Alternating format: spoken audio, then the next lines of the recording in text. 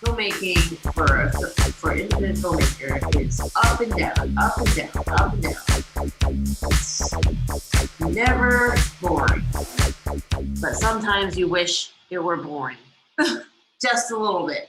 Too many surprises. And we're shaking, baby. This is the Get Reelisms podcast, episode 45. 45.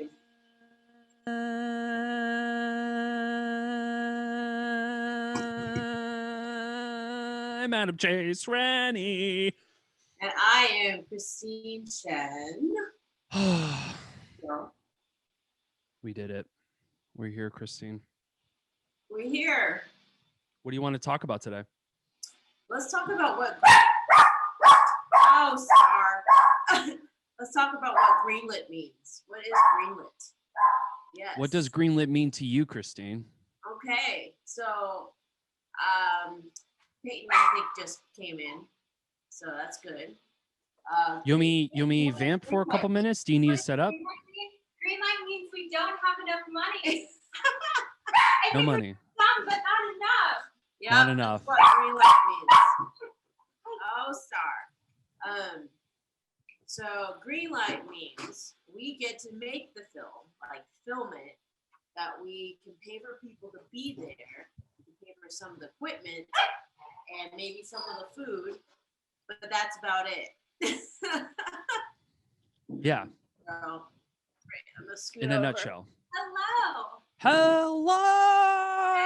Producer. Old friend of the podcast, Payten Brewer. Doggy. Come here. Star, you want to be? And we got a special appearance by a doggo. Star. Kind of runs in the name. Yeah. You want to come here? Okay. How are Well, you? I'm great, dude. I'm gigging, you know? We're here doing this fucking shit live and shit. We got the Facebooks, we got the Instagrams, 5 people in our Instagram. Let's get it. Welcome Yay. everybody to the Get Reelisms podcast. Let's just do another intro. Fuck it, Christine. Okay. Let's do this from the top. This is just how we roll. So you're gonna introduce yourself after Christine Payten, cool? Cool. Yeah, okay. This is gonna be great. Yes, we are. Ladies and gentlemen, welcome to another episode of Get Reelisms podcast, episode 45. I'm Adam Chase Rennie. Christine Chen. Payten Brewer. Oh, we're here, ladies and gentlemen. This is it. Christine is making a film. We're in Erzulie season 3, and 2 episodes ago, Christine was depressed that she didn't know she was going to be greenlit, and now we're here, and she still is yeah, still depressed. I'm still depressed. Nothing. Can you tell though that we're making a movie like because of our appearance? Normally Yeah. we're so put together and it's just like Yeah. Me? I'm not put together. I'm falling. I'm have COVID. I'm still COVID boy. I'm falling off the seams, ladies and gentlemen. I But haven't been put together in weeks. I didn't go to bed till 4 a.m. So this is just what it is, you know? yeah, it's just what it is. It's just what it is. That's what it is. Christine, so your new feature has been greenlit. Yes. What does that mean in terms of the Now, entire there's production? A lot of misconceptions about what greenlit means. Uh-huh. I think when it sounds very positive, and it is very positive. Greenlit means that we get to make the movie, but there's many processes when it comes to making a movie. So there's the prep, and then there's the actual movie time when you're on set. But there's this whole other place that people forget about, which is like post-production and editing the movie and coloring the movie. And Like doing basically where soundtrack. the movie actually comes to life, Yeah. where it becomes a movie. Everybody just Right. thinks about, hey, you're on set and that's cool. And it is one of the most fun part of making a movie is being on set. But there's this whole other world that people forget about that also requires funding. So greenlit just means that I didn't have to push my dates, and I get to be able to film. But also Yeah. that means that there's this whole other chunk that we haven't raised money for, and it's free. us out. So that's why we are doing crowdfunding and everything. And I keep having to tell people like, no, greenlit doesn't mean that we're good. We're not good. We are not good. Well, it's just, I think it's because it just sounds like such a positive term. And it is a positive term. Like, it's great. Like, yeah, we get to be on set. But then it's also like, it actually means halfway there. It's You like know? a permission slip for you to film. So we're halfway there. Halfway. Is there a song? There's a song, right? Yes. Halfway. No, is there a song? I feel like there's a song. It is a song. Yeah. Yeah. Too. Living on a Prayer, Bon Jovi. Come on, guys. That's it. It's Bon Jovi, right? Yeah, we're halfway there. I just said the song twice. Living on a Prayer. Yeah, we are living on a prayer halfway there. Oh man. On a prayer.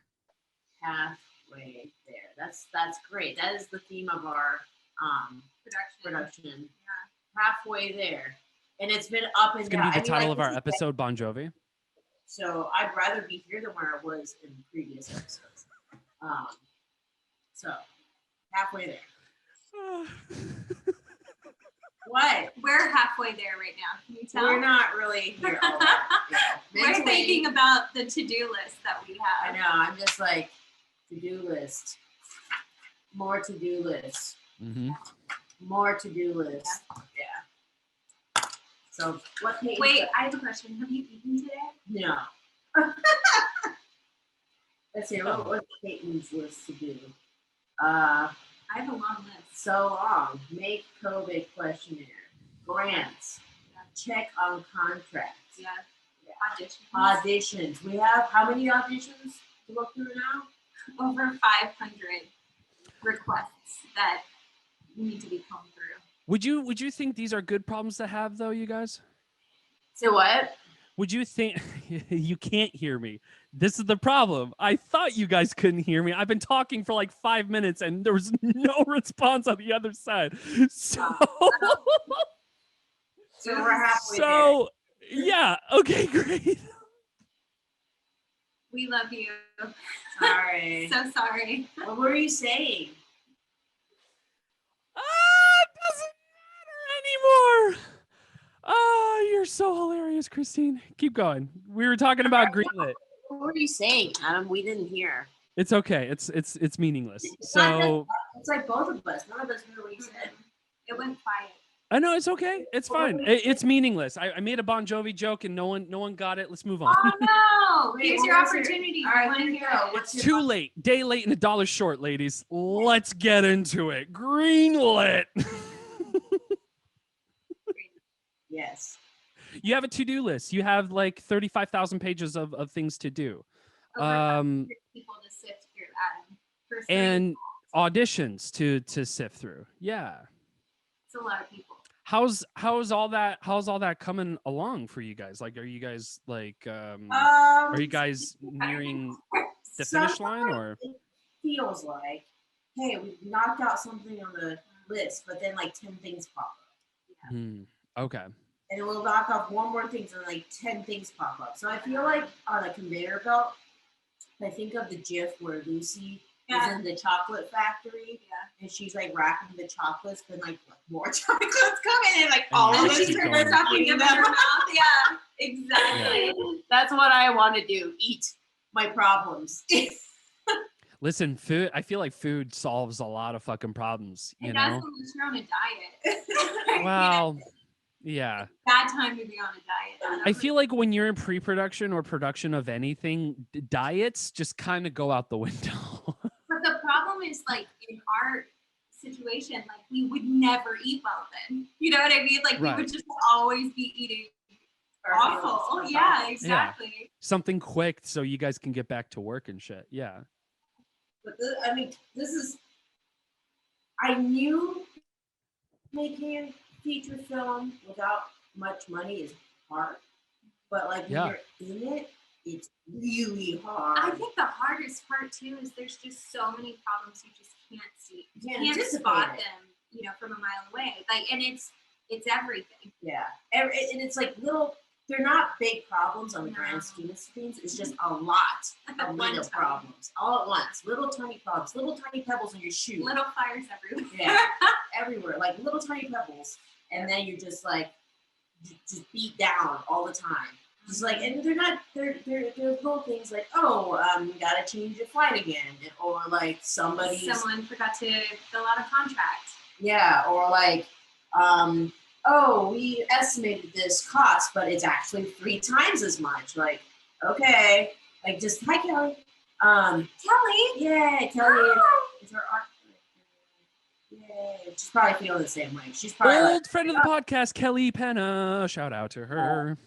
So I think, and the thing is, like, I literally just talked to my friend who's also producing a film in Dallas. Luckily, she has a track record. She's done some stuff that's has success. But she says the same thing, that like raising money is the shittiest part of the whole process. Like it doesn't get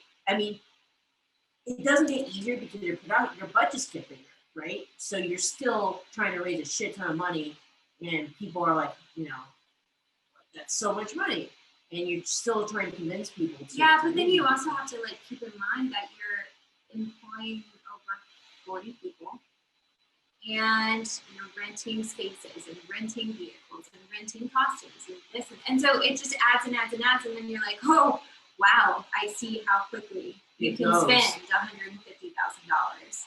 Yeah, and you want everybody to feel taken care of. Like, okay, like. It's totally, we could just feed our crew like shit, but like we don't want that because we care about our crew. And it's just like, you also have to think about how much am I asking my team? So how much am I going to give for all of their sacrifices as well? I mean, it's such a collaborative effort. You want to make sure everyone's taken care of. So you just feel like, honestly, the mom of like 5,000 children, just like trying to wrangle it all. Like, yeah, we're like, co-moms, mom and mom of 40 kids. Yeah, and they all have their personalities and all have their wants and needs, and they're all, wanting to do a good job. Needing attention. And they need stuff for that to do their job, you know, and so it's not their fault that they like need certain things, and it all costs money. And they have to have that certain thing. And you know what, though? This is the thing that's going to happen. We're going to get on set, and then we're going to be like, what pre-production? This is so fun. We're making a movie. And then we'll do it again, and then we'll be like, oh, I remember why we got so stressed out the last time. Like, that's just part of the process, for sure. Yeah, I've already learned a lot just through the raising money. So if anybody cares and needs to raise money for their first feature film, one rule is time is bad when it comes to between when your investor says yes and when you have all your shit together for them to just transfer the money. Like, time is not your friend, because during that time, things can happen, like life, or like they've had lots of time to think about their decisions, and then they're like, oh shit, why did I just say that I wanted to commit this amount of money? Maybe I shouldn't do it. Oh, I have all these bills, never mind. So that is the first thing. If you're gonna raise money, make sure the LLC is done. Make sure you've picked out a lawyer.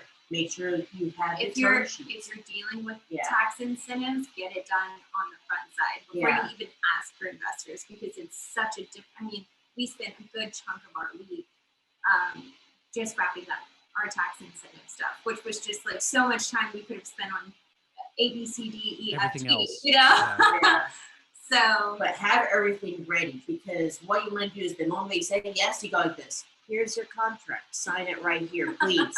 Please sign right now.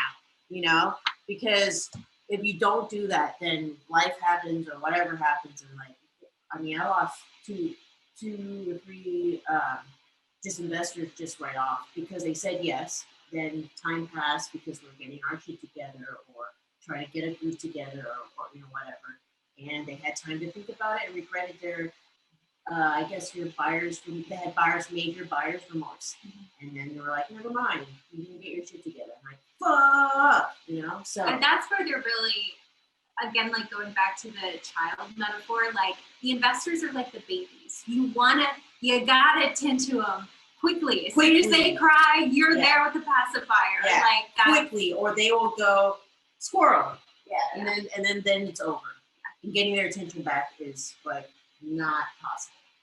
You know, because there's also, when you're an investor, there's millions of opportunities out there of things that might be worth your time more so than independent, you know. So you'd like to think that your project is the most important thing in the world, but you know, it's the other problem I think we've run into is when you work every single day, you forget about things like weekends and holidays and things like that. So you start to be like, well, why isn't anyone answering your phone? You're like, oh, it's Sunday. That's why. Like, you know, it becomes, you just really get into this like warped time situation where you are just, you know, like eating and breathing. Yeah, Every day feels like every day. I mean, I literally work, then it's nighttime, then I'm like, oh, I guess I should go to sleep. I go to sleep, I wake up, and I come right back, and I'm like, type, and the same thing, back and forth. Like, I didn't take a shower. I only took a shower today because I had to get myself to the gym or I was going to kill it. So, and everything in myself. So I meant to text you this morning, like, we're at the point where the only thing holding my hair up is dry shampoo and hairspray. Like, that's it. That's what we got going on. And the lack of sleep.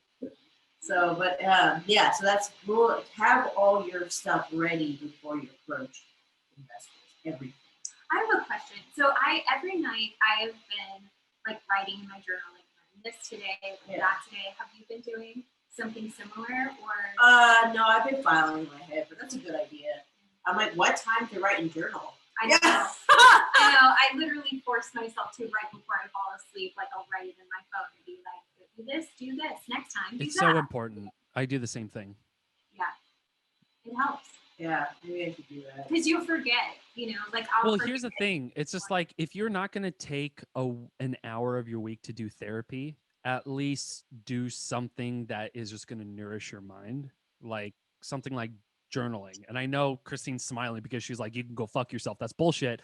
But I'm telling you, Christine, it helps. It truly helps. Like, you just have some sort of like outside thing that you can just put your thoughts and 2 cents into. And then when you read back your journal, it's fascinating because I didn't realize how angry I was a year ago. You know what I mean? Until I started looking back and I'm like, shit, I was pissed off. What the fuck happened?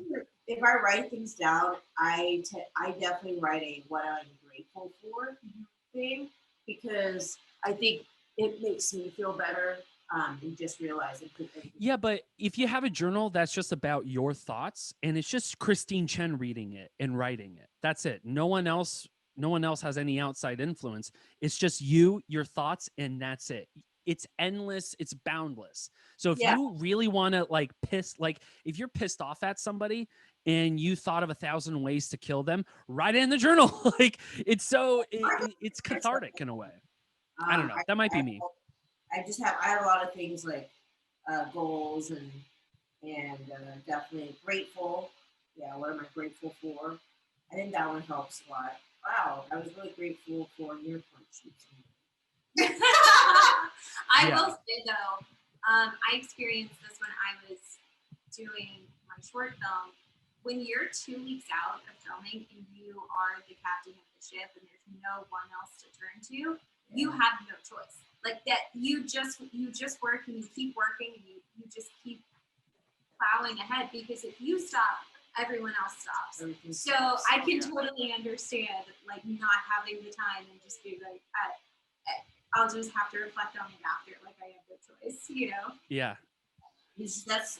I think it's like running a business. That was the hardest thing about starting my own business before. And I wish I always had other people with me. Is that if you stop, everything stops. You know. So if I'm not out there, like I could tell, we got busy doing actual film stuff, and both of us had no time to post or social media or whatever about our crowdfunding campaign. And like it came to like nobody knew about it for a bit. Like, and then the moment we were like, oh shit, we need to do it again. Then like people started doing. We got like 12 donations in one day. Yeah. And so it's hard because like both of us are juggling so many things, all the time, all at once, and but that's just the beauty of independent, low budget filmmaking when you're having to do multiple roles. So And that's just for this project. I mean, I know both of us have other projects going on outside of this, so trying to balance all of it and not lose your hair is it's interesting. It's fun. yeah, It's crazy. it's crazy. It's That's crazy. That's crazy. I swear, like, I'm before it was like, here's some surprises. World was like tossing me us constant surprises. Hey, this happens, and then you might not have this actor, and then this, and then that, and it was like, fuck you, universe. Now I'm getting, here's a really good paid gig. Here's another really good paid gig, and here's another really good paid gig. Are you sure you want to do your film for no money and you're not getting paid? And here's a gig for like $500 a day for like a month, and I'm like, yes. Yes, yeah. Yes, If you put yes, it I that want way. to do it. Yeah, so it's testing my FOMO now and making sure, like, do you really want this? Yeah. So, yeah, I just turned down like 3 or 4 gigs. Yeah. I had to push. I had like 5 that I was like, I can't do it until June. Like, we're just gonna have to. And that is what it is. It's Yeah. a full-time job. Yeah, it is a full-time job, and we're like, And it's not fair to treat it as anything less than that, honestly. No, not at all. There's too many people, there's too many people for you to just be like, I'm just gonna take the day off. It's like, yeah, but the business still need to be ran, and you still got X, Y, and Z to do, plus 1,000 other things on the list to do. And if you're gonna push it till tomorrow, that's tomorrow's problems. I personally love it when everyone collectively is like, oh, I have a problem, let's turn it in. Because it never happens like, one, like, spaced out. Just like 5 people come to you with huge issues within an hour. Yeah, and I think that's what makes it so stressful. Yeah, it's But like, you also get the infuriating people who will talk to you. Like, everything's and great. Everything's wrong. Everything's okay. Everything is terribly wrong. but do you think part of that is included with the people who can easily answer the questions themselves, but look to the director or the producer to answer all these? Listen, I don't believe in such thing as dumb questions, but you guys, tell me if I'm wrong. There is such thing as a dumb question. Tell me I'm wrong. Tell me I'm wrong. Well, the thing is, You fuckers don't want to say it.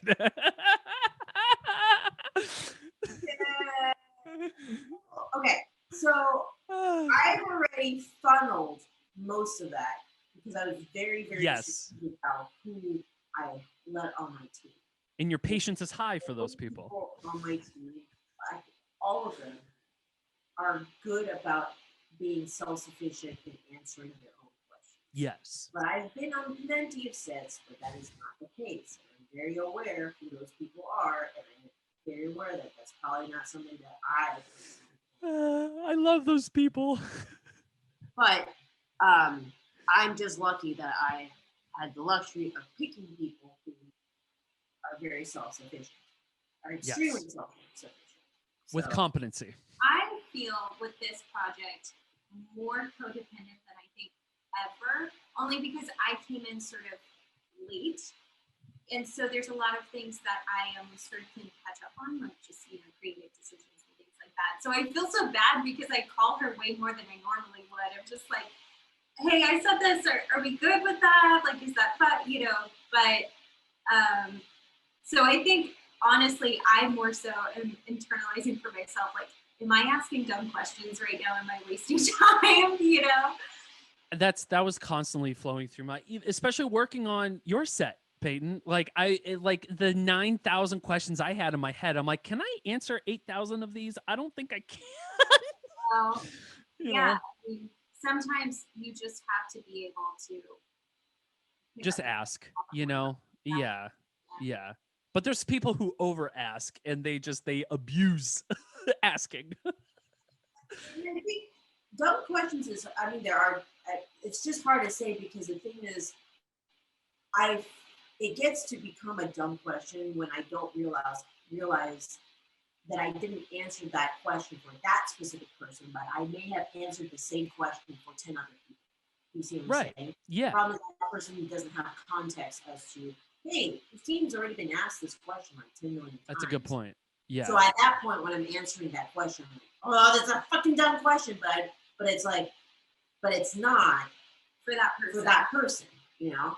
But it's hard because I can't remember what questions or who I told what anymore, or like who knows the full story, or who has the most recent draft of the script, or like who has it's just a blur. It's just a blur of questions, the blur of a to-do list, and the to-do list won't stop growing. It won't stop. I was like, I thought when we got we were on like the downhill slope of it, and it actually ended up ramping up. We're like, we got this here, that we had everything casted, we know where we're going to be, we have location. And that's the thing, is like, I mean, before we were greenlit, we were like working our asses off to make sure that like everything was like crossed and dotted and like ready to go. And then it was almost like the second we were greenlit, that's when people started getting Asking insecure questions. and things started to fall apart. So I don't know if there's really any way you can plan around that. Yeah, I don't know either. It's like I don't know. Yeah, because we worked really hard to have all the answers, and we had a lot of time to do that. Like January through April 1st, we were prepping. But it's like the moment we greenlit on April 1st, then we started to get a bunch of stupid, or like just things that people just decide to ask now. That would have been nice if we. That was the biggest thing. Is like, why wasn't this asked months ago? Right. Yeah. Why are these idiots asking today when this is 5 months ago problems? Yeah. When I wasn't stressed out of my mind, why didn't you ask that question? When we had the time to like thoughtfully work through that together. Now it's like rushing just to try and to pick survive. that off the list. Yeah. We're just trying to survive, and now we're getting like a lot of questions, and we're like, well, shit. Like, there was something the other day. She read an email, she looked at me, she goes, what does this mean? And I was like, I don't know. And we were just like dumbfounded for 25 minutes about this one thing that we still don't really have the answer to. And then I bet you guys feel like idiots too, because you're rereading that same exact email 9 times, and you're just like, this grammar doesn't make sense. I guess it's like, I always say, go back to the relationship. It's like, you think everything's fine. The relationship has been progressing, and everybody seems to be happy. And then it's like the moment you're like, okay, we're married. Then it's like, oh shit, about this person. Oh my God, where did this pop up? You know, and then like, why didn't you tell me this while we were dating? Yeah. You know? I didn't know this person smelled bad. Well, there's also some other problems where we're like, literally everyone else is fine with this. Like, why is this a problem? Why is this a problem? Yeah, exactly. I don't know. It's just, that's too much. But do you think though, like you being greenlit, Christine, that it's sort of like, I don't know, it kind of like legitimizes your validation that you're making a movie? You know what I mean? Like, yeah, I think actually I know that a lot of these things that are popping out now is because as independent filmmakers, we're so used to being disappointed. And it's so often that we will end up on a project that gets pulled, you know, from us, that doesn't happen because all sorts of shit can happen during the funding process that forces your project to move or change or fall through or never get made or whatever. I was just lucky enough that we made our deadline April 1st, literally on the day, April 1st, being like, holy shit, we're greenlit. At the end of that day. Yeah. It was at like 7 p.m. or something like that. I mean, that was our day because I jumped on it February, right? So we made a plan like, hey, if we don't have anything by April 1st, we have to notify everyone that we're going to push. So I was literally drafting an email when she called and said, "Okay, we're doing it. Oh it." my God. Yeah. And because of that, I think a lot of people, and I get it, reserve doing actual real work until the green light, happens, because we've all been on projects, we've been really excited, did a lot of work, and it was just work that we did for nothing, So yeah, it's just being greenlit poses a new set of problems. That's all. But it's good to be here and to get through that first hurdle. But it's also like, hey, we're not fully past the hurdles yet. Now we have a new set of problems. We still need, I would say, at least $100,000 to feel comfortable in completing the film. Yeah, at least $100,000. And people have asked, like, how did you greenlight so fast? And in my head, I'm like, it didn't take that. It was not fast. No, and I got 5 episodes of podcasts to prove that. Professional shark pitcher for a good 3 weeks. And what I am saying is that I did no filmmaking. All I did was I had meeting after meeting after meeting after meeting for 7 days a week for at least four weeks. Just pitching to people. It just it's like went back to my Cutco knife sales time. That's like when I went to You my worked for Cutco? Did you? No, I know a lot of people who work for Cutco. Hey, I've got to say, working for Cutco prepared me for pitching, because what it taught me, which again, how to talk to customers. Another lesson for anybody who's raising money is that it is a numbers game. It is extremely difficult to predict who is going to be your audience or who is going to actually invest in you. It's extremely difficult. I've talked to people who are like really well off, and like they definitely will, and they don't. Or I've talked to people where I'm like, I don't think they will, and they've reached out to us and been like, hey, I want to help invest. And we're like, really? Type thing. So you kind of have to just treat it where everybody is a perspective, and you go in kind of like a date. Everybody everybody could be the one, and you go in and you do your little pitch, and you do the best you can, and you forget about it, and then you come out with an ask, and hopefully that ask is, do you know anybody else that might want to listen or whatnot? Or if you have any questions, please, hope you consider investing. Or at the very least, please donate to our yes, or at the very, very least, please donate to our logo. Exactly. There's what they say in sales, that there are 3 levels of no. The first no, and then the second no, and the third no. So we put our crowdfunding. So our last no is just share a freaking campaign, guys. Please, for the love of God, just share it. Like, that doesn't cost you any money. That's like the lowest tier, right? So first is like, hey, would you like to invest $150,000? No? Great. How about 25? And then there's a sub no in there, which is, would you be interested in creating a pot of people who would want to make the minimum, Yes. And then it's like, well, what about $100 to our crowdfunding? Maybe? Okay, well then just share it, please. And then finally, like, please tell me who else might listen and take video on this and hear us pitch. So yeah, it's going through all of that. And for the most part, if it's people who like really cared enough to listen, they won't fall in one of these categories. I think that's the good part, is that somebody will at least share, somebody will at least go into your property. So that's the positive. But yeah, it's pitching. I don't have a rich uncle that gave me money to make this film. I don't have. Wouldn't that be so nice? That would be so nice. There's so many days I'm just like, man, I wish I could just go to my rich uncle and just be like, hey, I'm making a film. Could you just give me some money? Mm-hmm. Like, yeah.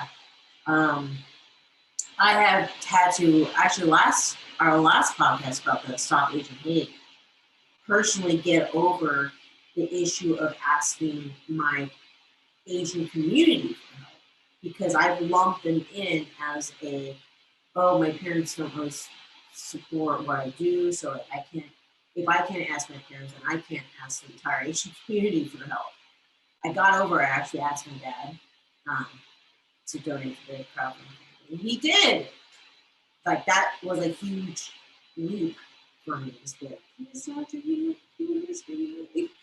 I don't ask, and so it's just it's so hard asking, because you're begging people and hoping that they'll get used to getting rejected left and right. Well, another thing is there's like in investing, there is no sure component. Yeah. Like, you're just saying this is what could happen, but it could also do this. But I hope you like the story as much as I do. So it's like you're really just exposing your part every single time you go and talk to someone about it, you know? Yeah. But I'm really good at pitching now. So good at it.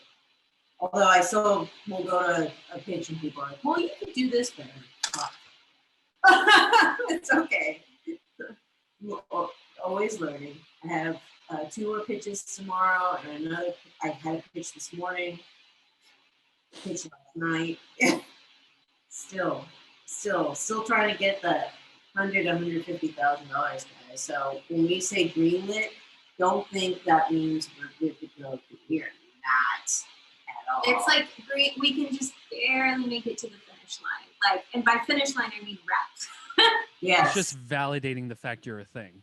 Yeah. Yeah. We can film the film. Yes. Yeah. Right.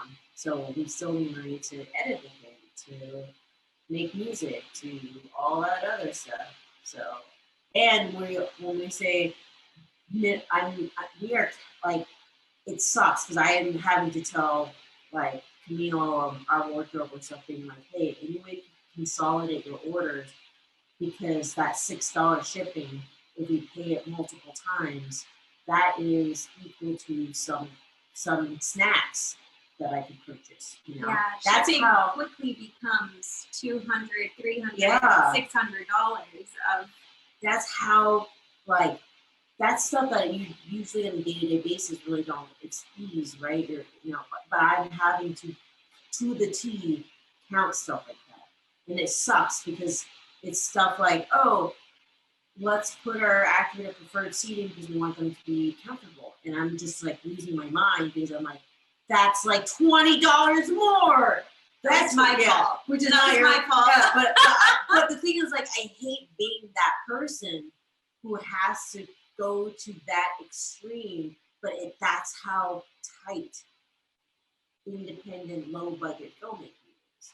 You have barely enough to do really anything. That's why it's so important, honestly, that your team does have a high level of integrity, that when you say, like, yes, this works, they'll follow through with whatever commitment that it is that they made. Because, for us, having to switch a flight or having to book a hotel room, that really makes the biggest difference in terms of, like, oh, well, that's dinner for everyone. You know what I mean? Yeah. Absolutely. So that's the part I think if you're making your own feature or whatever, make sure you pick people on your team who understand that. Luckily I have. They all can see how stressed I am. We are every single day trying to get things to work. So, like, when I'm telling Roxy, please take this budget and buy the minimum you can possibly have, she doesn't take it personally. She really, really tries to work that, versus, maybe people who have been on bigger sets and have the luxury to do whatever they want may not be as aware and as considerate of the budget, which is, luckily I pick people who really care about the project. That's what you want to do. First thing, next advice, pick people who care about the project. It's less about the money because I'm not making money. You're not. We're No, we're losing them. We're losing money. I'm putting I put in my own money. So yes, I'm literally losing money. Who care about the project? I mean, most people are on this project are probably losing money because from a the ratio of time to what they're actually making, they're probably making like 5 cents, per hour because of how much more time they're actually committing that they're not getting paid for. It really sucks. I wish that could change, but it's like I literally don't have it. So, yay, small filmmaking problems, but anybody who is trying to get their stuff off the ground, this is what happens. I accidentally had the audacity to say to Christine, like, oh, hey, I'm thinking about writing a film with a $1 to $2 million budget, and it'll be SAG. And she goes, oh, no. No. She literally stopped everything. I was like, it's okay, we have time. Like, we have time. But it's funny, like. I was like, how? Yeah. Yeah. My heart. Yeah. I was like, hyperventilating. I was like, it's SAG? Yeah, exactly. That means everybody has to make You should have $225. seen the side eye that I got from that. It was hilarious. I was like, $2 million. I was like, how are you gonna raise $2 million? I can't even raise 300. Can't wrap your head around that. Yeah. The great thing though is like if you find people who you love to work with, you get the opportunity to create a joint track record, and that's nice.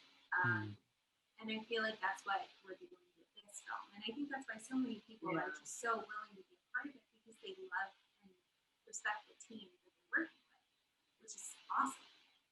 Yeah, I mean, a lot of people aren't, because we can't afford it, aren't being paid for prep, but they're like, when's the earliest that I can show up? Because I want to just hang out with you guys. And that's the coolest. That's awesome.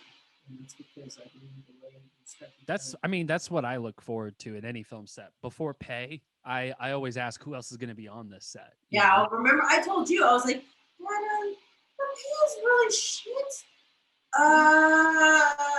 You're like, it's fine. I'm just excited to work with you. I'm just excited to get paid something. And I was like, oh, because I realized in this year of COVID and stuff, I only worked a couple of projects. I mean, I worked on, the last thing I worked on was your thing, Payten. It was the reshoots.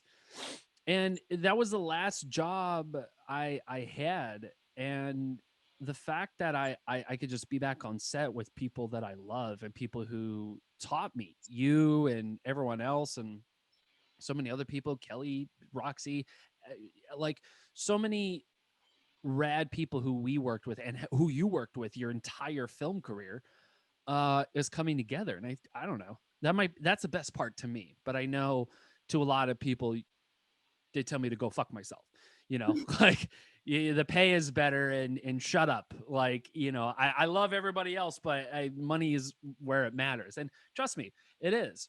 But I'm not in this business because I want to make money. I'm in this business because I want to be a storyteller. Yeah. But that might be just me. I don't know.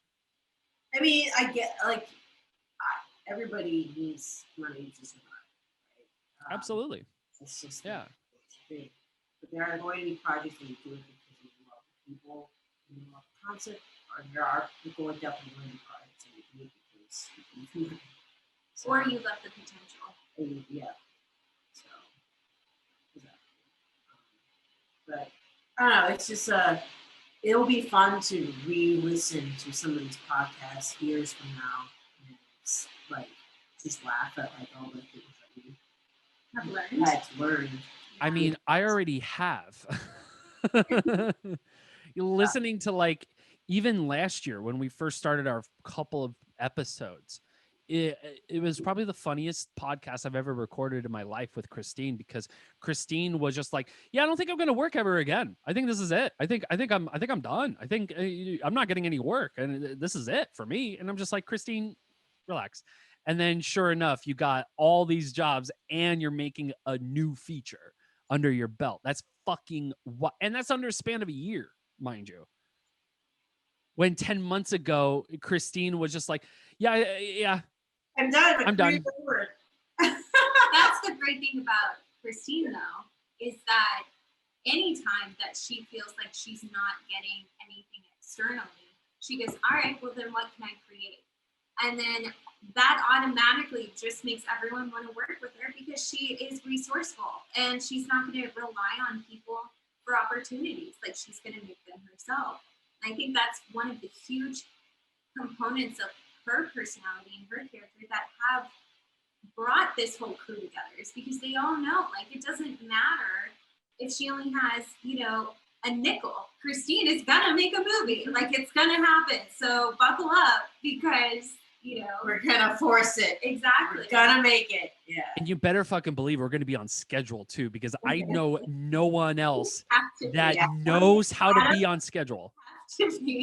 I mean, yeah, well, no, I'm saying, like, I've worked with, listen, Payton, I know you can agree with me on this. We've worked with, like, directors and first ADs who just truly are just like, what are you doing? Like, it's like, yeah, well, we were supposed to shoot this thing, but I guess we'll wait till lunch, and maybe after this we can yeah, but those are I don't know what we're to do for magic hour. So I don't know. It's just like, if you were on that set, Christine, you would rip your hair out and flail yourself across a cliff, you know? Like, you get, well, it's I think what it is perspective. It's like, yeah, or incompetency, but yeah. That money, right? I know how hard it is to be on the other side of everybody else's job, having had that perspective.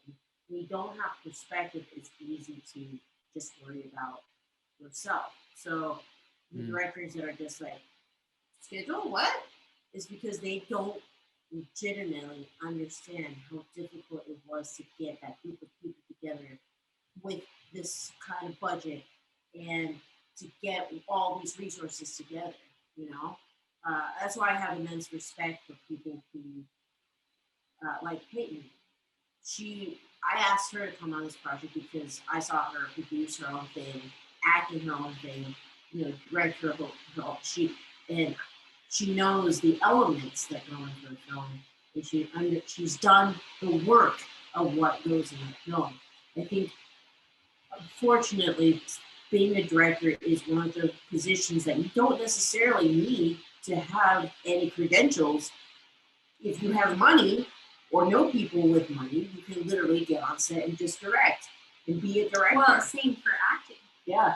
Yeah. I mean, I think there's so many people, and we had this conversation the other day where it's just like, wow, that the lack of common sense and just a respect for other people's time is like, it's baffling almost, especially when you start to, like, either interview or hear from people who have been in the industry for more than 5 years and this kind of behavior is still going on. It's just, you're right. You do have to become a PA, and you do have to work crafty, and you do have to be the sanitation department. Like, you really have to know every job and the amount of work that goes into that job.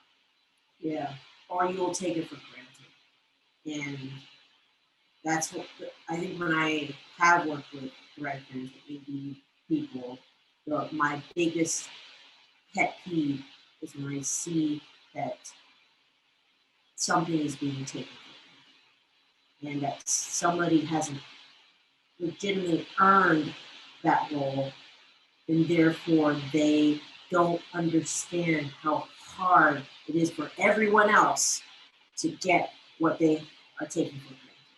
You know what I'm saying? So or how hard it is on everyone else to put up with that behavior from that person. Yeah. It's a full-time job, and then it becomes exhausting, and then you find yourself waiting for the shoot to end.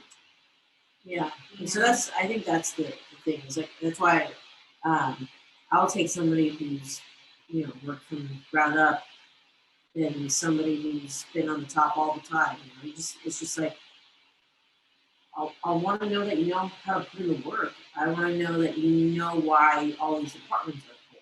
You know? So I'm coming at it being like, I know how much time and effort both of us have done to try to get what little money that we have. I'm going to treat that amount of money with the utmost respect and use it to the most efficient way that I possibly can, because I don't have, that's not something I'm just gifted with.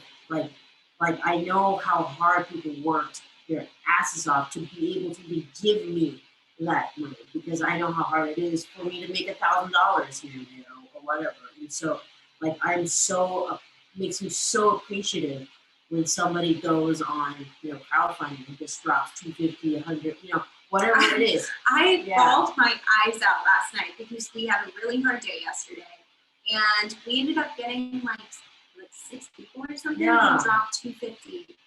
And a lot of those people were unexpected people, and it was just that generosity. It really does mean the whole. It makes the whole process, because it's like, I cried too. Yeah, and you just get to that point where you think like, oh, we're not going to get the money, and so when you have that, you get. And if you're overworked and stressed like we are, you just start crying because there's nothing else to do. So much starting crying all the time. Yeah. Yeah, I'm just highly emotional all the time now. The people that I'm house sitting for are very dear friends of mine, Christine, and I think I did a Facebook Live thing yesterday, just all the people who, and then Christine's mom donated $1,000, and I started crying, just like crying, because it's like I know how hard it is to earn anything, and for somebody to like just trust me and give that to us, like, is mind blowing, So I think that's the part that continues to keep up our spirits and continue to make us want to move forward and do the best that we possibly can, is because people out there who believe in us to do that. And I don't know about you, but after that happened, I was like literally winding down for bed. And then that happened, and I worked 4 more hours because I was like, this is over. It's because you feel like, well, the least I can do is like, work for your money, you know? Yeah. Same. Yeah, that's why I'm blessed in my ass, because I know how hard everybody works. And I know how hard investors work to earn that money to be able to invest in our project. And I know so I'm going to do the absolute best that I can to make sure that, everybody's taken care of. I do my homework. We do our homework. So I think that's the out of the ups and downs and everything, that's the part that is so cool to see and experience. It's when you do get that person who's like, I'm give you this and that, hey, like I'm in, I'm gonna give you this, I believe in you, I'm excited about the project and stuff, and you're just like, yeah, it's so much. Yeah. I like when we were reading, we had to think. So Adam Glick from my business school class, 2012, him and his buddies, his brother and his friend Dustin, they have a company that their goal is to help small businesses and people who are trying to raise money. And they took an interest in my project. And I remember when he was like, we want to make sure we can get you to a place where you don't have to push your dates, that you can just make the movie. And I was like, cool. And they were like, so how much is that? And I told them, well, right now we have about 75, give or take. Like, I need another 75 to really speak English. He's like, now you have it. And I still didn't register it. And he's like, some conversation later, he's like, now you can tell your team that you're making a movie. And I was just like, oh my God. Because like, I kept, I don't understand, like, this is a life-altering thing that you're doing for a bunch of people. Like, you're changing my life, but more importantly, you're changing 40 other people that are involved in this film, their lives. And, like, I personally cannot wait for the day I can get to that point where I can do that for somebody else. Because I know what that feels like and how grateful, that someone would be able to do that. And it's like, that's awesome. So, and to all the other investors who've been able to get us here, and to all the people who continue to donate or share our campaign, like, we don't take this for granted. Like, every time you share something, every time because I get notifications on Facebook, and it makes my day. And then we'll like text each other and be like, oh my gosh, we're gonna make a little party. Yeah.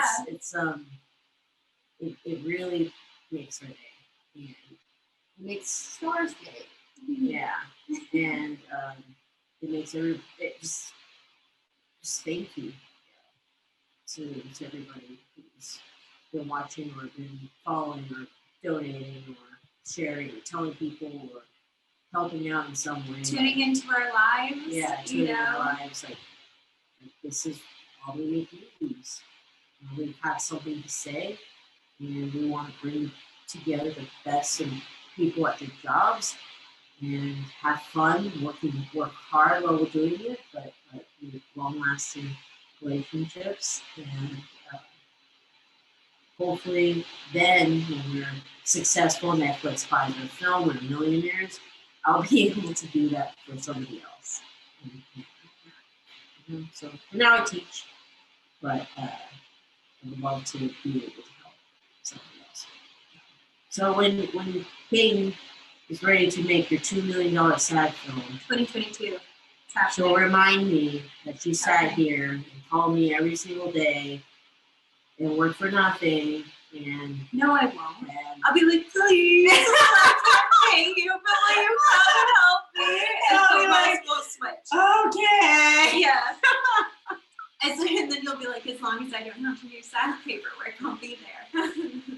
And then you'll be like, actually, you know what I said? I don't have to do SAG. I actually need you to do SAG paperwork. Yeah. Exactly. Well, okay. I think a really cool thing that we don't talk about a lot is our guaranteed distribution. Yes. So I think that's something we should go into because it's so rare and so cool. And I don't think most people realize 90% of films that are independently made don't have guaranteed distribution. So, take it away. Yes. Yeah. No, I got lucky because I had, again, this is why you maintain and have good relationships with people. 3 people that I know from separate worlds collided, and they had a distribution company, and they've been following my work since one of them I've known since 2008, and they collectively last year asked me, hey, if you ever make a film that is a thriller, horror type thing, we know your work, so we want to support you, and we will give you a promise of distribution. And that's what happened. They exactly said that, and they did that. I came back and I said, oh, really? Well, I have this crazy idea, Swamp Mermaid. And they're like, cool, we'll write up the contract and go figure it out. Holy shit. Yeah, so the guaranteed distribution, what they have provided us is if all else fails, they want to buy the film and help us get it into channels like Netflix, Hulu, stuff like that. They've also, to show how much they support us, given us a sales agent, Andrew, who will go and first try to sell it and see what we can get for it. And then our fallback plan is our guaranteed other distribution. So it's like we're going to win either way. And it's just cool that these three awesome people, Candace Barley, and Han Soto, and Van Keaton, believe in my work enough to do that without even seeing anything.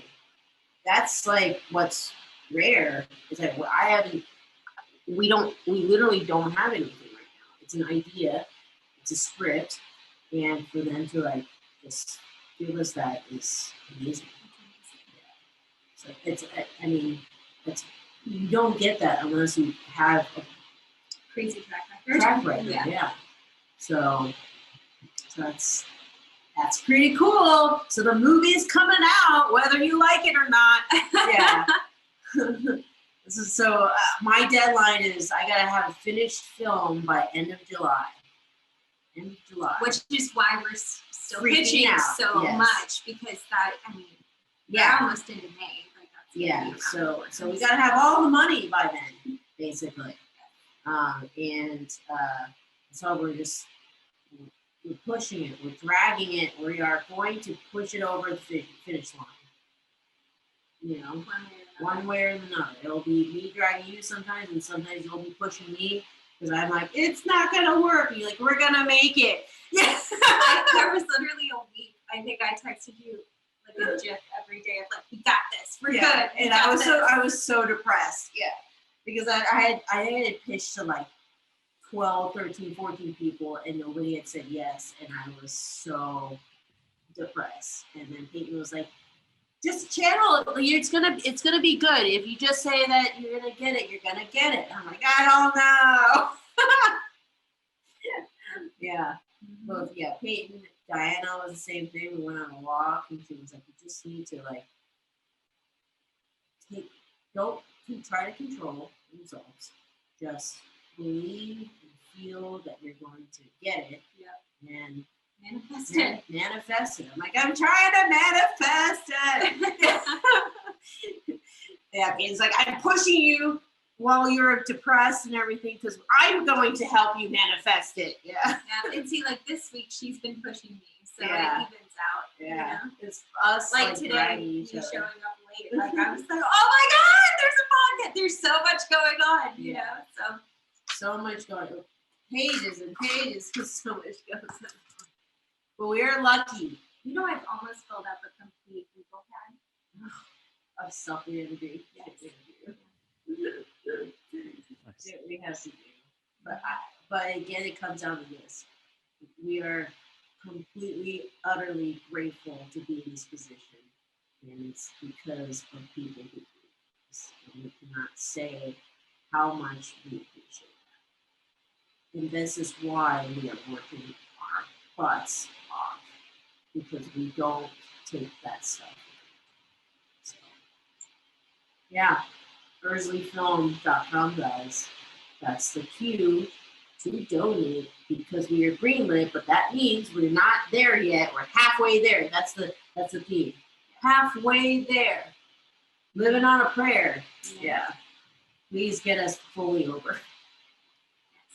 And also, I think the other thing that's important to remember is we're not just looking for donations or investors, we're also looking for sponsorship. So if you know a local business who wants their product featured in a film, contact us. We are looking for that, and we have some awesome perks and benefits for those types of companies. It's like our biggest goal to make sure that the local community is involved in this film and to show and promote local Louisiana businesses. Because so much of our cast and crew is coming from Louisiana. And this whole story is like a love letter to Louisiana. So it's just really important that, you know, even if it's something like, you know, someone who makes really great candles or lip balm or suitcases or shoes, like, doesn't matter what it is, cool toys, we don't care. Like, reach out to us because chances are we will need to feature it in our film. Yes. We already have there's an awesome jeweler. Yes.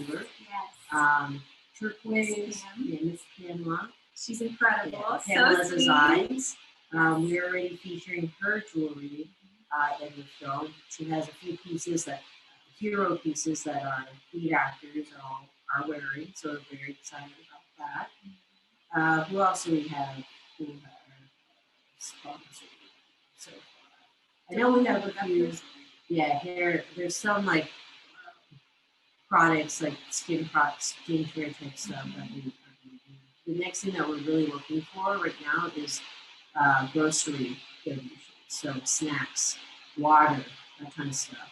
So if you know anybody with connections to like HEB, you know, Kroger, Butchers. Like, Winn-Dixie, we don't care. We're not Yeah, picky. we're Dollar not picky. General, it doesn't matter. it all really is helpful. Any little thing, like just having one meal sponsored means that we can knock down $500 of the bar. And also, just like if you know someone who has an extra box of KN95 masks and you're not using them, Yeah, we'll use them. That would be it. great. If you have like those huge jumbo things of hand sanitizer, we'll use it. You know, and there's not really anything we wouldn't take. So Yeah, we'll use she just everything. picked up what'd you pick up today? A longboard? Oh yeah, Jim Decker let me borrow his like a big ass paddleboard. Yeah. I think we need that for a prop. So Don't we thank have a you very beer much. sponsorship? Yes, Raft? Great Raft Brewery is sponsoring us from Shreveport, Louisiana. So their cans get to be in our film, and we're very excited about that. And we get to have their beer. So Which yes. is good because we have a lot of beer drinking in this film. Yes. So Yes. We are looking for a tequila sponsor, some more alcohol sponsors, Food, like chips. food. Man, food sponsors would be a big one. We would love a food sponsor. I'm cigarettes. I'm or trying vapes. to get a hold of a booty wear for a hat that floats. There's in the scene the hat floats back up. So special clothing, whatever. Full noodles that you're not using. Yeah, Like cool literally anything. Yeah, please help us. Yes. We need it. But really, food would be a huge one. And we will come pick it up. Yes. We do. Yeah. Even if it's like you're in Baton Rouge and you're like, well, I can make a meal, please. Yes. Or even like cookies or, whatever. Anything. Yes. I think we made our point, but we need help. Help us, please. let's see.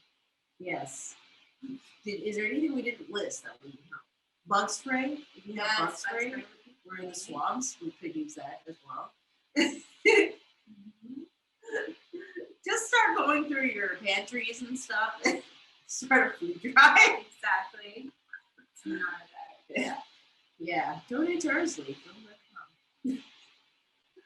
Yes. All right. Adam, sorry, we just talked. It's okay. I'm just because you guys can't hear me, so that's why I want to wait until everybody's good. We have a lot to say. No, say it. Say it all. Say it. Come on. Yes. So how are we feeling, you guys? I mean, do we want to take this plane for a landing, or what do we got another 20 minutes in us? What do we got? What do you need, guys? Tell me. I think we made our point a million times that we really need people. If you don't have money, but you have cans, we'll take it. Like, honestly. Yes. There's multiple ways to support it. It doesn't involve just yes. So please help. We have like 2 weeks before we are personally in Louisiana, boots on the ground. So honestly, just as much as possible, we welcome the support for sure. Yes. Please. All right. I think we've begged and pleaded for a long time. Beaten this horse to death. Yes. Yeah. But we're excited. We're making a film. It's gonna be awesome. ErzuliFilm.com. ErzuliFilm.com, ladies and gentlemen. This has been I mean, there was nothing else you guys want to bring up. I got some notes here. You just being greenlit, and being greenlit doesn't mean that it covers everything. To-do lists are never ending. The needs and wants, it costs money, and everything costs money. And Yeah, greenlit. Basically, in a nutshell, means the legitimation of validation. That exactly. Greenlit means we have the minimum amount to film it. We need help. But the other thing, we have guaranteed distribution. So no matter what, this film is coming out and it's going to be amazing. And we have some incredible key art from some local artists coming out that we're really excited to share and promote. And yeah, it's going to be fun. They say making a movie is fun. And it is. Yes, it is. Are we convincing? It's fun. We're sleep deprived, Adam.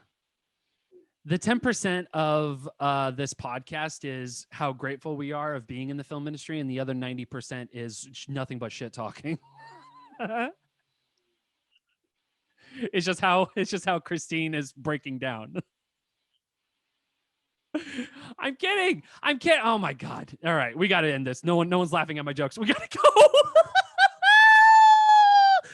All right, ladies and gentlemen, this has been the Reelisms podcast. I'm going to go kill myself after this. And thank you so much for tuning in. We appreciate you guys.